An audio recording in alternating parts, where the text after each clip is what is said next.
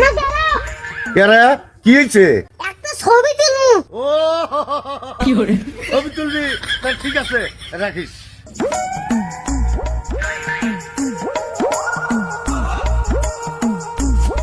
ঠিক আছে তুলো। এই হঠাৎ করে আমার ছবি তুললি, ব্যাপারটা তো বুঝলাম না রে। আমি তো তোমার ছবি তুলি নাই। তুই কার ছবি তুললি? কে? তোমার হাতে পলিথিন ব্যাগে ছবি তুলছি।